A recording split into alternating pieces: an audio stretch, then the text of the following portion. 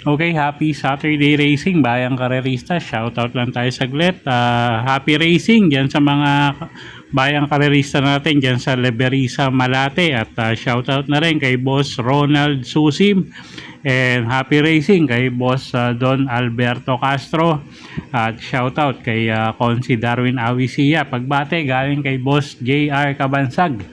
Boss JR, happy racing na rin sa'yo.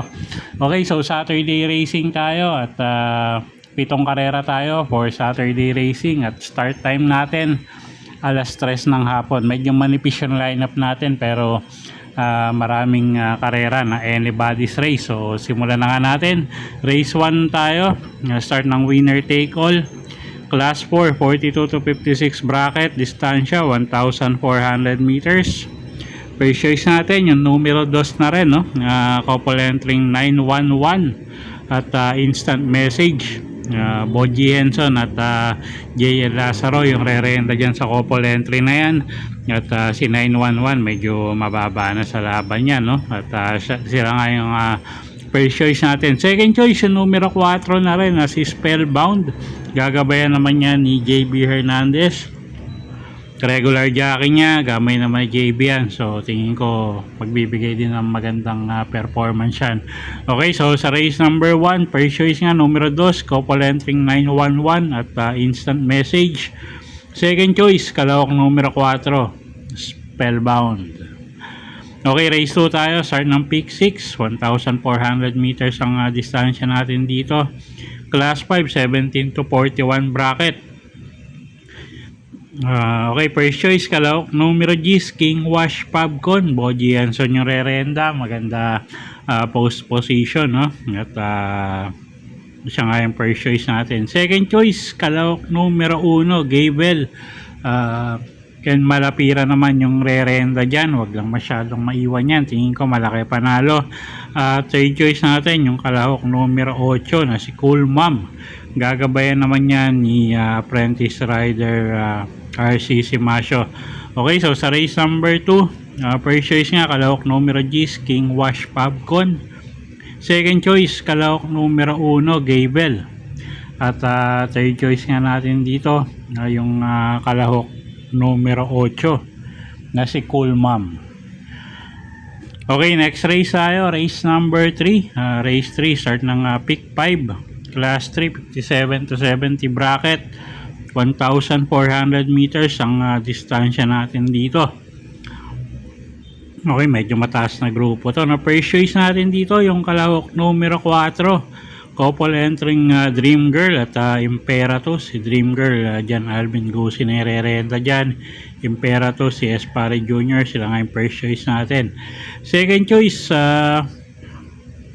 kalahok numero 7 na rin na si Progality. Medyo mainam yung huling ikinilos nito, no? At baka mag-aumento pa. So second choice natin yan. At pwedeng pangsama, pangdehado sa mga exotic nyo. Numero 2, Modern Legacy. Gagabayan ni JM Estorque.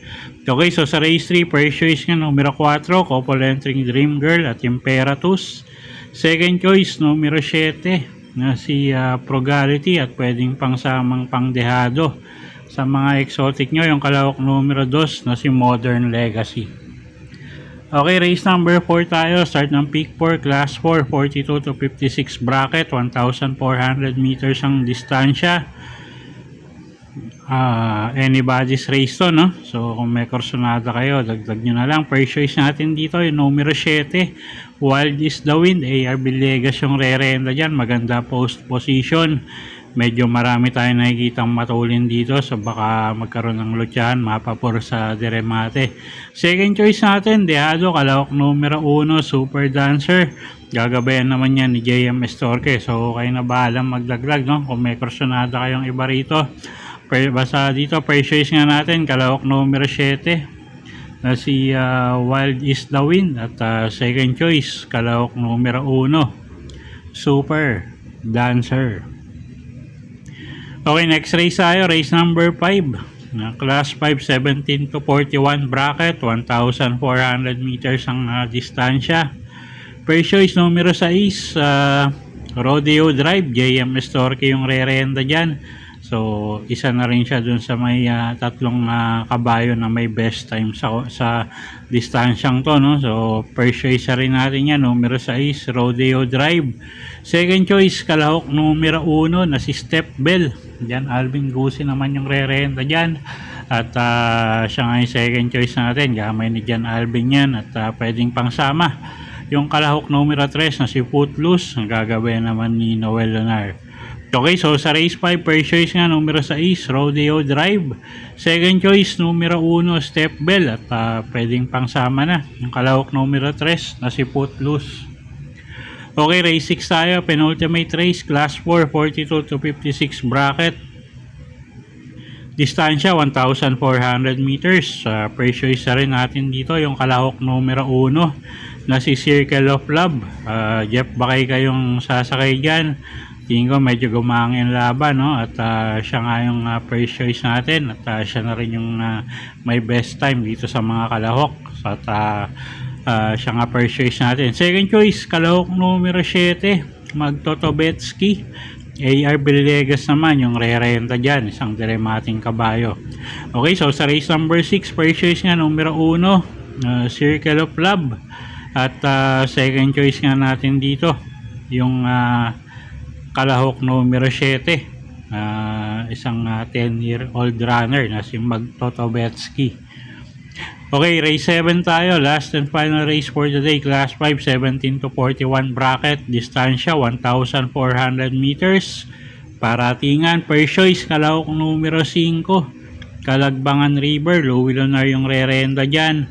At medyo nagpapakita ng igi yan ng mga huling takbo, no? So, tumakbo lang ng maayos. Tingin ko malaki panalo niyan. Second choice yung kalahok numero 7 na si Full Combat Order, na masyado na ring mababa sa grupo, no? At medyo hindi lang magaganda yung pinapakita lately, pero yun nga, masyado nang mababa sa grupo yan. JB Ponce pala yung re-renta dyan. Third choice natin dito, pangdehado, yung kalahok numero 3 na si Street Queen. Gagabayan naman yan ni Alison Pabilik. Okay, so sa race 7, first choice nga, numero 5, Kalagbangan River. Second choice, kalahok numero 7, Full Combat Order. Third choice nga, kalahok numero 3, Street Queen.